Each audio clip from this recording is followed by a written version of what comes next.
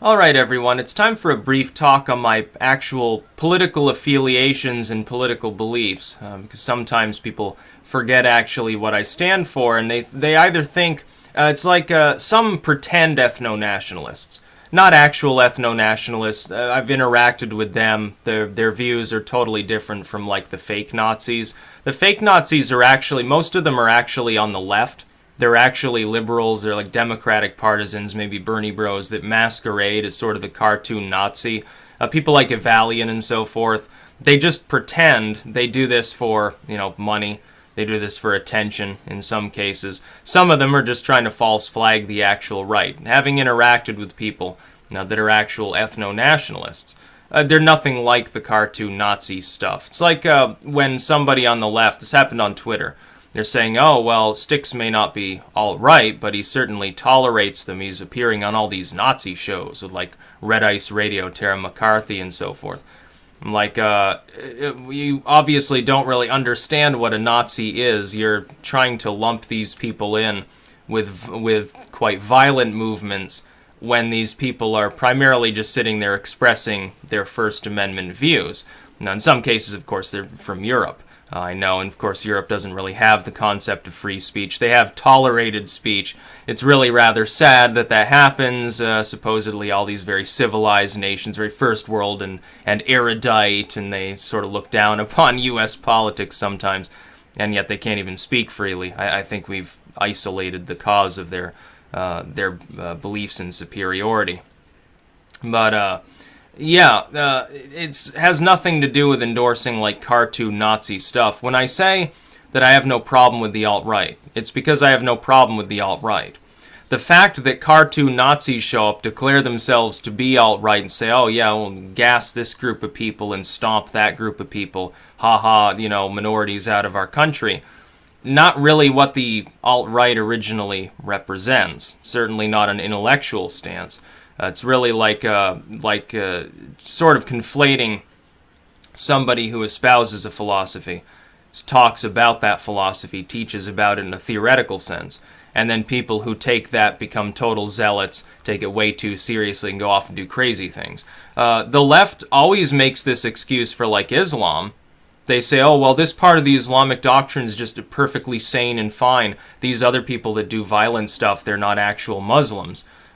Well, yeah, according to the beliefs of those sane individuals that are espousing this less vicious philosophy, yeah, that would be absolutely true. But at the same time, you can make that conflation. They use the same term. It gets into splitting hairs. It gets into semantics. It's kind of pointless. I don't use the label alt-right to label myself because it doesn't really fit. It's like, for a while there, even though I followed a more or less satanic philosophy, I had sort of left the label of Satanist behind. So many people were so confused about what it meant that it stopped having any real meaning. It was pointless to use the label. Then I progressed past that. For a while I used the label pagan generally to denote myself, what I believed in a spiritual sense.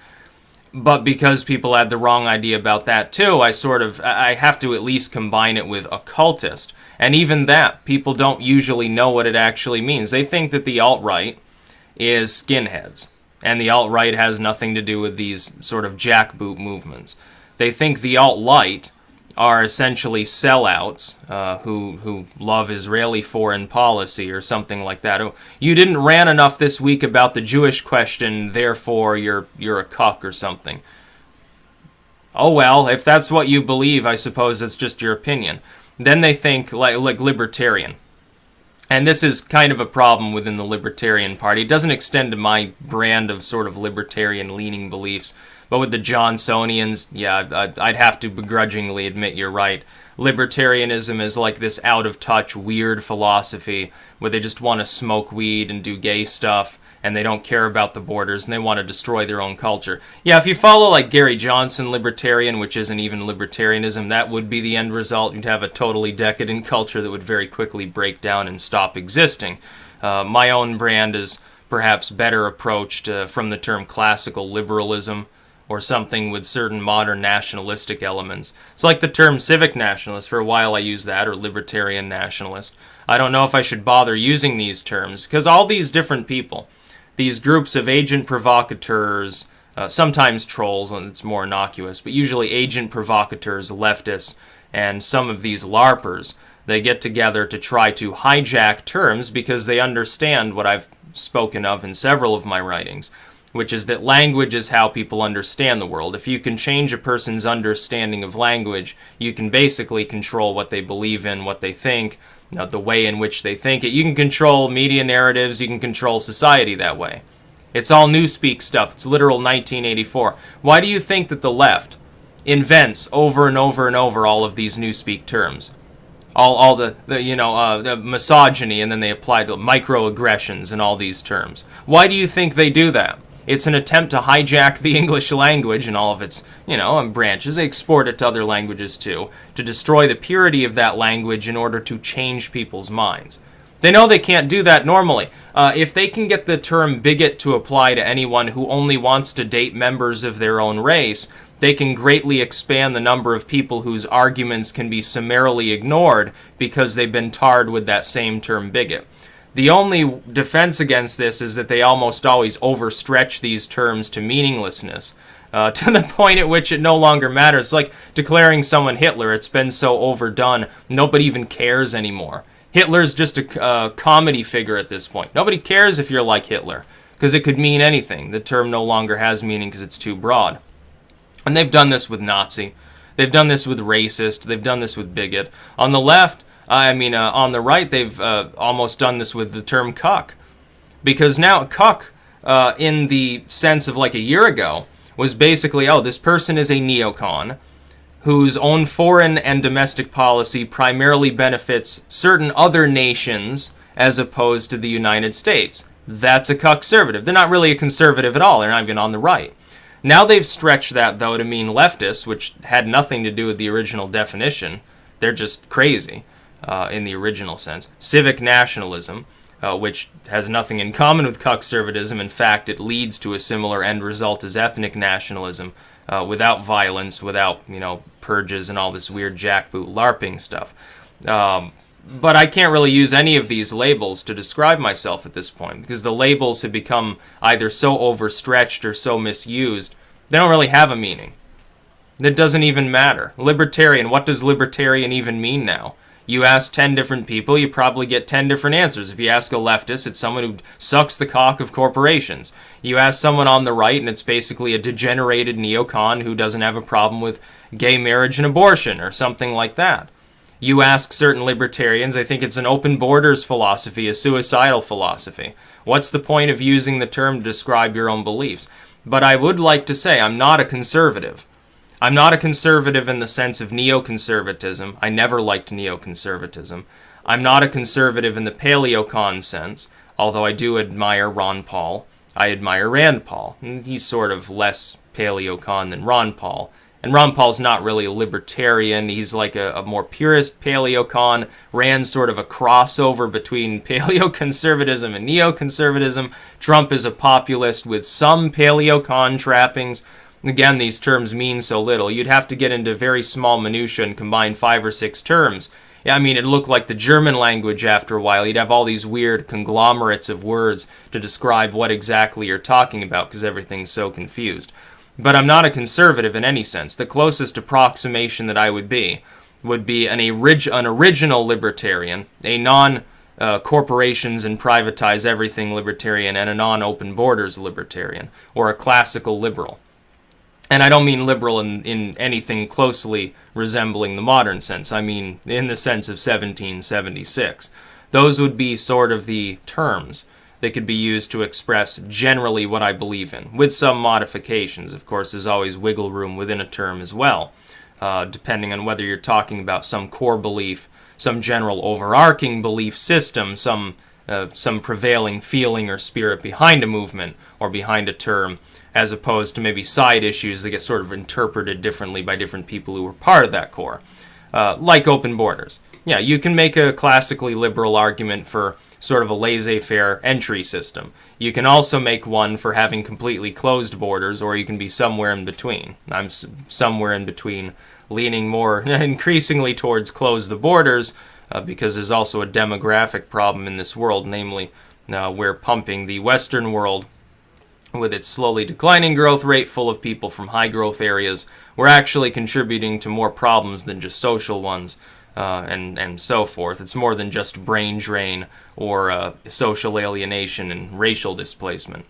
But yeah, when people like say, oh, you know, you're a cuck for being a civic nationalist, well, I don't even know if I can use that term anymore because its meaning has begun to wane. And as far as, oh, well, you know, disloyalty against Trump because Syria question or something, fucking who cares? I'm not a conservative. I'm also not a Republican. I predicted he would win the primaries, and he did. I predicted that as early as South Carolina. By Nevada, it was very, very close to certain. After Super Tuesday, it basically was. I predicted that. I predicted he'd win the election all along. There was very, very little doubt. There were a few moments at which it looked like Hillary might break out. But if you took one look at the polling methodology, he was always ahead in many of these states. A lot of people ignored this because they were paying attention to fucking Nate Silver or CNN. And I predicted he'd be a mild reformer when he got elected, that he would abandon at least some of the larger issues. He's already done that. But the fact that I was correct about Trump and I ended up voting for him doesn't mean I have some sort of undying admiration for him. Like I said, I think a month ago, he's not some god emperor. He's now a politician. Formerly, he wasn't. He was candidate Trump, never held an office. Now he's President Trump. He's a politician. You've got to keep him to account. You've got to take a good look at what he's doing and get past the idea that everything that he does is 4D chess. Not everything is. It's a good strategy. And he does it often. And he's doing a lot better than most of his most vocal critics are saying. It doesn't make him perfect. He's still a fallible individual. And as for the LARPers, they keep trying to tell me I should ramble incoherently about Jews all day or something like that. When have I ever done that on my channel? It's never been done before. In the almost decade that this channel's been in existence, have I ever been given over to this? I frequently criticize Israeli foreign and domestic policy. That doesn't mean that I believe in worldwide Jewish conspiracies like, Brother Nathaniel or something like that. If you want that, you can listen to Brother Nathaniel. If you want analysis of news and events from a sane perspective, one that doesn't really get into that stuff, then you can listen to me. And alt-right, yeah, I have no problem with the alt-right. I don't care what affiliation people have. Some people complain that my comments areas have devolved into total edginess. I love it. I think it's great. I love it when Nazis and communists show up and start shitposting. I find that funny. I'm not gonna fucking censor people. The only thing that gets caught up in the filters on my channel, because I don't set any additional filtered terms or anything, the only thing that's going to go there is like someone spamming URLs or they're leaving a comment in all caps or something like that. I'm perfectly fine with that. I don't believe in censorship. And there's another way in which I really differentiate from modern liberals and modern conservatives. They both love censorship, they just disagree on what we should be censoring. That's the only difference. It's like they don't disagree with one another on the fact that war is great. They just disagree on whether it should be very visible or kind of covert. Obama liked the covert route. W liked it to be very visible, and he put on his cowboy hat. No difference. End result is exactly the same. So, yeah, I'm not a conservative. I'm also kind of not really a libertarian at this point. It's almost pointless to even use these terms. Yeah, there's some original core of truth, but if it gets heavily modified over time, what does purism matter to me as far as those terms actually go? People understand these various political beliefs in terms of generality, but I don't fit into any of those general groups anymore. My views have changed over time. Not much. Like, the fundamentals of my views have always been I'm against censorship. I'm not pro-war. If it's in self-defense or in defense of an ally, it's acceptable. Yeah, in many cases. And if we're going to wage one, it shouldn't be one of these fucking, limp wrist style political wars. We should go in and bomb everything to smithereens and then leave. No more pussyfooting around. But I'm generally anti-war, unless we absolutely need to. I think the tax rate's way too high. We got way too much government. I don't care about any real social issues. As far as proxy wars, hang the proxy wars. We shouldn't fight them. We should call out even former allies as pariahs when they act like pariahs. There are many states in the Middle East that we do a lot of business with that don't act appropriately, and we should put more pressure on them. And we should never accept their pressure. And if we stuck to that sort of model as a country, we'd be beyond reproach. We wouldn't have diplomatic problems. Who's going to screw around with a nation that acts with that level of nobility? Unless it's a tin-horn dictatorship that doesn't understand the fundamental concept of constitutional protection.